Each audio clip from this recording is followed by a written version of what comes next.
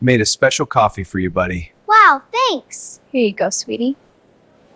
My name is Danielle Harper, and if there's one thing I've learned as a mother, it's this. If your brother suddenly becomes affectionate toward your child, you don't smile and say thank you. You run. We were at my older brother Marcus Harper's house for Sunday brunch, the kind with overcooked bacon, undercooked eggs, and zero respect for boundaries. His wife, Belinda, sat across the mahogany table in her usual throne-like posture, spine straight as a verdict, ready to critique my parenting, my career, my choice of handbag, my breathing technique. You name it. She had that look, the one that said she'd been sharpening her tongue all morning and couldn't wait to use it. My 9-year-old son, Oliver, was swinging his legs under the table, humming something off-key and entirely unbothered by the passive-aggressive energy swirling around us like smoke. He was wearing his favorite dinosaur t-shirt, the one with the fraying collar I refused to throw away because it made him happy. Belinda had already glanced at it twice. I knew what was coming. Then Marcus stood. Marcus, my brother, who once burned water, trying to make instant ramen, who thought a French press was a workout machine, who had never in his 42 years of life made coffee for anyone unless it came from a drive-thru, walked over to Oliver with a steaming mug in his hands. "Made you a special coffee, buddy.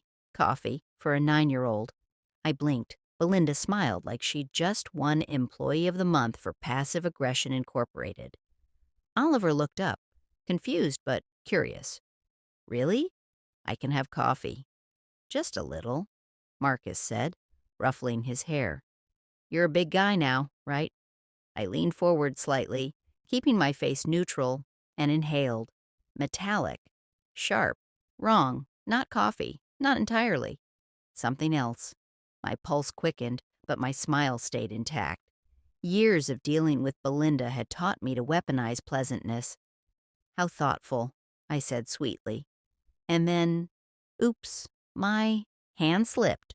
Just a little bump of the table. An accident, really. The kind that happens when you're reaching for the cream. The mugs switched. Belinda didn't notice. She was too busy scrolling her phone, probably drafting another passive-aggressive Instagram caption about self-care Sundays, while actively ruining mine. Marcus didn't notice either. He was already heading back to the kitchen, whistling like a cartoon villain who thought he'd gotten away with it. Oliver picked up the mug that was now in front of him, Belinda's mug, the one with the delicate floral pattern and the faint lipstick stain on the rim, and looked at me. I reached over gently and took it from his hands. "Actually, sweetheart, let's wait until after breakfast, okay? Coffee on an empty stomach isn't great for you." He shrugged. "Okay." Belinda glanced up. "Oh, let the boy try it, Danielle. You baby him too much." I smiled wider. "I'm sure you're right." 30 minutes later, Belinda's hand started, trembling. Another 10 minutes after that, she dropped her fork.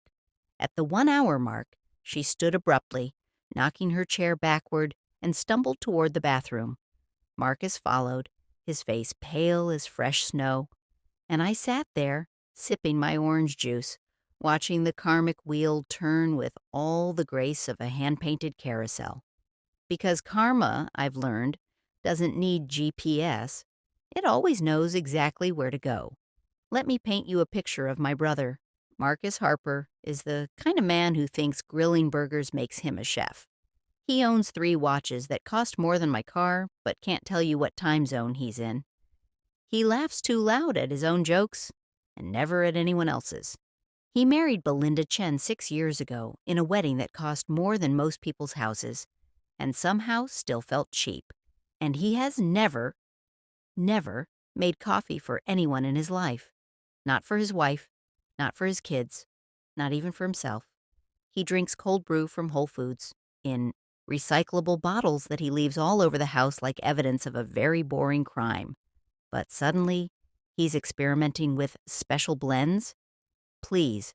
For months, things had been escalating. It started small. A comment here, a jab there. Belinda suggesting that maybe Oliver needed more structure because he preferred reading to sports. Marcus laughing when Oliver mispronounced a word at dinner then repeating it louder so everyone else could laugh too. Then it got worse. Oliver's birthday cake, chocolate, his favorite, arrived at Marcus and Belinda's house for his party. I didn't bake it. Belinda insisted she'd handle everything. And when Oliver took his first bite, his throat started closing. Walnuts. In the cake. Oliver is allergic to walnuts. Severely. I've told them a dozen times. I've sent emails. I've brought his EpiPen to every family gathering and explained in painstaking detail what happens if he's exposed. Belinda's response? Oh my God, I'm so sorry. Oh, I must have forgotten. Forgotten. Like you forget to return a library book. Not like you forget that a child could die. The ER trip was 4 hours long. Oliver was fine. Thank God for EpiPens and fast-acting antihistamines. But I was not. I was furious. I was shaking. I was done. Marcus called me dramatic. He's fine, Danny. Kids have allergies. It happens. It doesn't just happen, Marcus. It happens when people don't care. He laughed. Actually laughed. You're being paranoid. Maybe, but paranoia kept my son alive. Then there was the science fair. Oliver had been working on his project for weeks, a model of the solar system with working LED lights and a handwritten research paper about gravitational pull. He was so proud. He practiced his presentation in front of the mirror. He made flashcards. He asked me to quiz him every night before bed. Belinda's son Evan was also competing. Evan is 11, 2 years older than Oliver, and has the emotional range of a turnip. But he's gifted, according to Belinda, who reminds everyone at every possible opportunity. The week before the competition, Oliver started feeling sick. Stomach aches, headaches, fatigue, nothing severe, just enough to slow him down. I took him to the pediatrician. Dr. Lahiri ran tests. Everything looks normal, she said. Might just be stress. Big competition coming up? I nodded, but something felt wrong. Oliver wasn't stressed. He was excited. And then, at Marcus's house, I smelled it. That mug. That special coffee. And I knew. I didn't panic. Panic is loud. Panic makes mistakes. I've spent the last decade building a marketing firm from the ground up in a male-dominated industry, while raising a child alone, after my ex-husband decided fatherhood was too much pressure. I've pitched to boardrooms full of men who thought I was the assistant. I've negotiated contracts while Oliver had a fever in the next room. I know how to stay calm when everything inside me is screaming. So I did what any rational mother would do. I switched the mugs, gracefully, elegantly, like a caffeinated ninja in a J.Crew cardigan. Belinda lifted Oliver's original cup, the one Marcus had so lovingly prepared, while she launched into her usual lecture about proper discipline and setting boundaries. She sipped. Once. Twice. Marcus checked his watch. I checked my phone, pretending to scroll through emails, but really, I opened the camera app and hit record. I angled it just enough to capture the table, the mugs, their faces. Evidence. Always collect evidence. 3 minutes passed. Belinda kept talking, her voice like nails on expensive marble. 10 minutes. Her lipstick began smudging. She wiped her mouth twice. 15 minutes. Her hand trembled slightly as she reached for her water glass. 20 minutes. She blinked rapidly, her face flushing. At minute 30, she dropped the mug.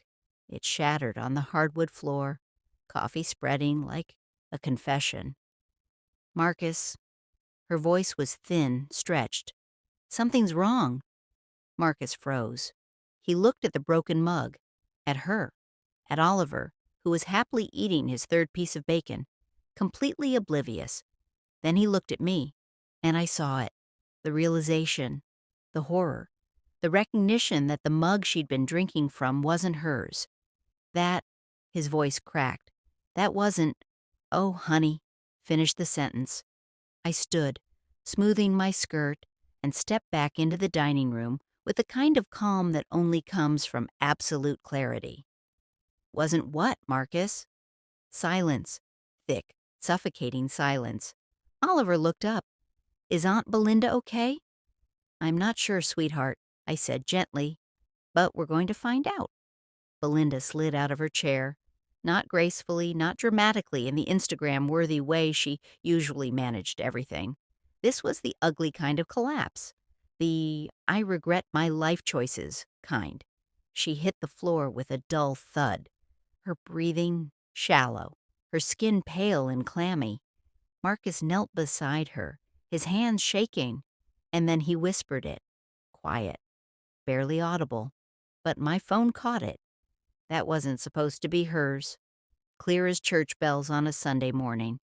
Belinda, between tremors, her eyes unfocused. You said it would just make him sick enough to miss the competition. Ah, there it was. The truth, served cold with a side of poetic justice. Oliver's regional science fair, where he'd be competing against Evan, where Belinda couldn't stand the idea of losing to my son, where Marcus, ever the loyal husband, decided to help. I dialed 911, calmly, slowly, like I was ordering takeout. Yes, hello. My sister-in-law appears to be having a reaction to something that was intended for my child. The dispatcher paused. I imagine that's not a sentence they hear every day. Ma'am, can you repeat that? My brother poisoned a drink meant for my 9-year-old son. His wife drank it, by mistake. We need an ambulance. Another pause. We're sending someone now. I hung up. Marcus stared at me, his mouth open, his face the color of old snow. Danny, don't. My voice was steady, cold, final. Don't say a word.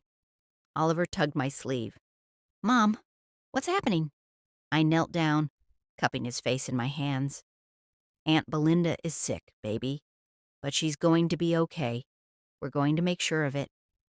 He nodded, trusting me completely, the way children do, the way they should be able to, and I swore, right then and there, that I would burn down anyone who ever tried to take that trust away from him again.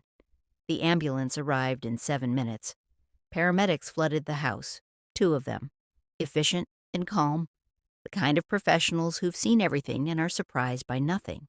Belinda was on the floor, conscious but barely. Her pupils were dilated. Her pulse was erratic.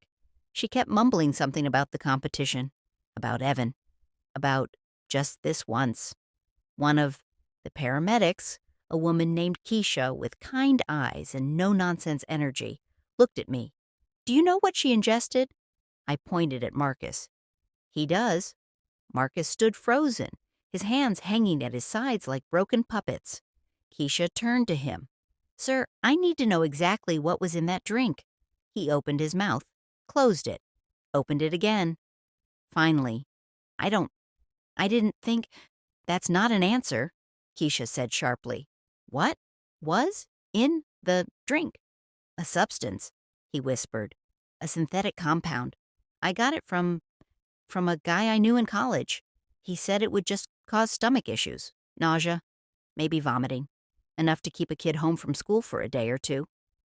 Keisha's expression didn't change, but I saw her jaw tighten. You gave a child an unregulated synthetic compound? It wasn't supposed to hurt him, Marcus said, his voice breaking. Just slow him down.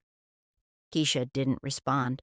She turned back to Belinda, checking her vitals, radioing, information to the hospital. The second paramedic, a younger man named Joel, stepped closer to Marcus. You're going to need to come with us. Police will want to talk to you. Marcus looked at me. I looked back. No sympathy, no forgiveness, just cold, crystalline clarity. Danny, please. I didn't mean. You absolutely did. Oliver was sitting on the couch now, his dinosaur backpack clutched to his chest. He looked scared, confused. I sat beside him, wrapping my arm around his shoulders. It's okay, baby. Everything's okay. He leaned into me. Why is Uncle Marcus in trouble? How do you explain to a 9-year-old that his uncle tried to poison him? You don't? Not yet. He made a very bad choice, I said softly, and now he has to face the consequences. Like when I hit Micah at school and had to sit out recess? Yes, I said, exactly like that, except much, much bigger. He nodded, satisfied with that answer. Children are remarkably resilient when you give them the truth in doses they can handle. The paramedics loaded Belinda onto a stretcher. Marcus climbed into the ambulance with her, his face ashen, his hands trembling. Before they closed the doors, Keisha looked at me. "You did the right thing," she said quietly. I nodded. "I know." Crestwood Medical Center smelled like antiseptic and regret.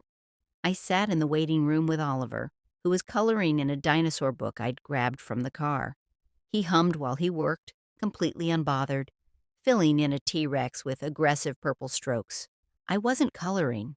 I was remembering every little thing that had seemed off over the past few months. The walnut cake, the comments about Oliver being dramatic, Belinda's sudden interest in our family calendar, always asking when Oliver had activities, competitions, school events, Marcus's weird new habit of offering Oliver snacks I hadn't packed. It wasn't paranoia. It was pattern recognition, and I'd ignored it because they were family, because I wanted to believe people wouldn't hurt a child.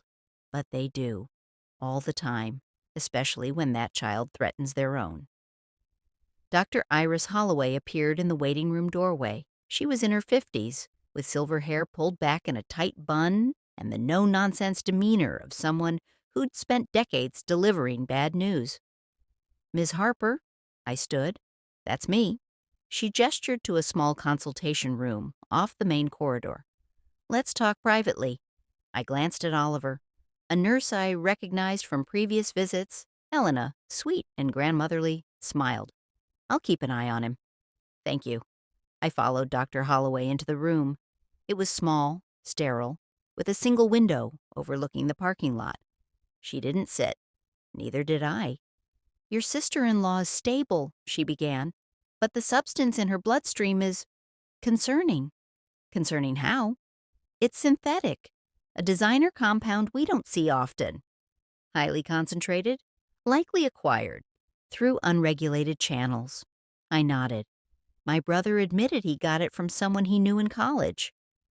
Dr. Holloway's expression hardened. "If your son had ingested the amount she did, given his size and age, the outcome would have been catastrophic. Organ failure, possibly death." The room tilted slightly. I gripped the back of the chair. "Are you certain?" "Completely." Silence. Then, "I've contacted the police.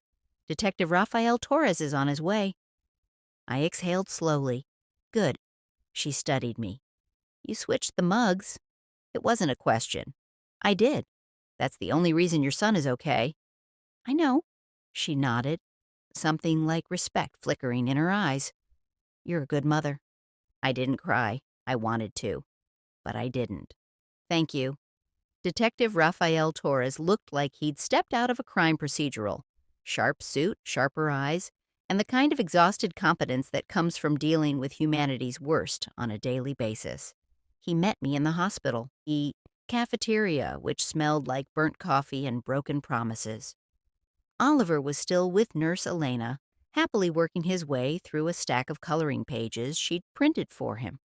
Torres slid into the chair across from me, a small notebook open in front of him. "Ms. Harper." "Detective? Walk me through what happened." I did. Every detail, every suspicion, every incident leading up to today. He took notes, his pen moving in quick, efficient strokes. When I finished, he looked up. "You have documentation?" I pulled out my phone and opened a folder I'd been maintaining for months. Photos of Oliver's allergy medical records, screenshots of texts from Marcus and Belinda, a log I'd been keeping, dates, times, incidents, and the video from today. Torres watched it twice. His jaw tightened. "This is premeditated," he said quietly. "I know. And you have this backed up? Cloud storage, 3 separate accounts." He almost smiled. "You're thorough." "I'm a mother." He nodded. "We'll need to search your brother's home." "Do it." They found it in Marcus's home office. A drawer in his desk, locked but easily opened with the warrant Torres secured within 2 hours. Inside, small pharmaceutical bottles, unlabeled, dosage notes, handwritten in Marcus's looping scrawl.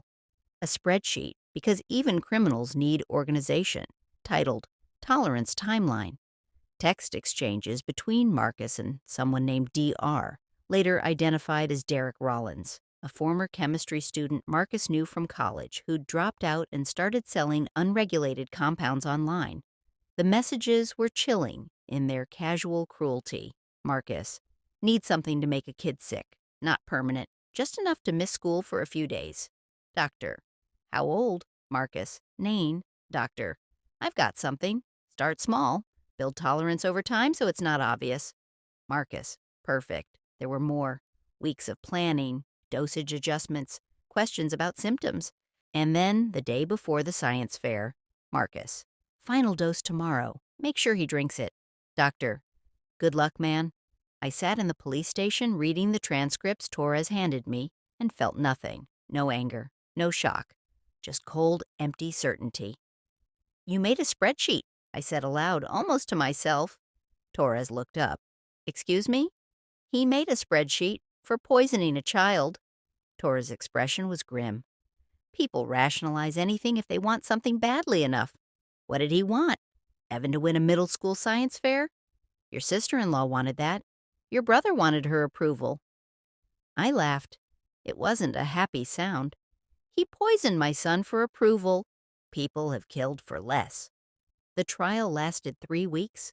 The prosecution was led by Alicia Monroe, a woman in her 40s with the energy of a freight train and the precision of a surgeon. She dismantled Marcus and Belinda with clinical efficiency. Belinda tried crying. She wore soft colors. She dabbed her eyes with tissues. She played the victim. The jury wasn't buying it. Marcus tried confusion. He claimed he didn't understand what he was doing. He said Derek had told him it was harmless. The toxicology report said otherwise. Expert witnesses, doctors, chemists, pediatricians, testified that the compound found in Belinda's system was dangerous, that the dosage Marcus had planned for Oliver, based on his notes, would have caused severe harm. Possibly death. Oliver sat in the courtroom once, at my request. I wanted the jury to see him, to understand that this wasn't abstract, this wasn't theoretical, this was a 9-year-old boy in a dinosaur shirt who liked science and hugs and bedtime stories. He squeezed my hand. Mom, Uncle Marcus looks sad. He should be, I whispered. Is he going to jail? Yes, baby. He chose very poorly. Oliver nodded, accepting this the way children accept rain. The verdict came on a Friday afternoon. Guilty on all counts. Attempted murder, conspiracy, child endangerment. Belinda fainted. Again. This time, no one switched cups. This time, no one cared. Marcus lost everything. His job, he was a regional manager for a logistics company, terminated his contract within a week of his arrest. His house went into foreclosure. His marriage ended. Belinda filed for divorce from her hospital bed, citing irreconcilable differences, which felt like the understatement of the century. Her boutique marketing agency collapsed. Clients pulled out when the story hit the news. Turns out, attempted child murder isn't great for brand image. Redmont Financial, my biggest client, called me personally. We're doubling your contract, the CFO said, and we'd like you to lead the national campaign. Thank you. You've shown remarkable integrity through all of this. Integrity. Funny word for didn't let my brother poison my kid. But I took the contract. I filed a restraining order. I enrolled Oliver in therapy, not because he was traumatized, but because I wanted him to have a space to process everything. And I kept going, because that's what you do. You survive. You protect. You move forward. I was invited to speak at the Midwest Entrepreneur Forum. The topic, resilience in competitive markets. I stood on stage in front of 300 people, business owners, marketers, entrepreneurs, and I told them the truth. Sometimes, I said, your biggest competitor shares your last name. The audience laughed, cautious and curious. And sometimes, I continued, the most important decision you'll ever make is trusting your instincts, even when everyone around you says you're overreacting, even when they call you paranoid. I paused. Never let anyone hand your child a special drink. Silence, then applause, standing ovation. Apparently, that line stuck. Epilogue. The coffee I trust. Back home that evening, I poured myself coffee. Fresh, beans from the farmer's market, my kitchen, my grinder, my mug, white ceramic, simple, unassuming. Oliver walked in, backpack slung over one shoulder, fresh from soccer practice. "Mom, is it safe?" I smiled. "Only if I made it." He grinned and grabbed a juice box from the fridge. We sat at the kitchen table, the late afternoon light streaming through the window, painting everything gold. "Did you have a good day?" I asked. "Yeah, we won our scrimmage, and I got an A on my English essay. That's my boy." He sipped his juice. I sipped my coffee. Safe, warm, ours, because the best revenge isn't screaming in a courtroom. It's peace. It's protection. It's knowing your child is safe, and your enemies are exactly where they put themselves, behind bars, and nowhere near the coffee.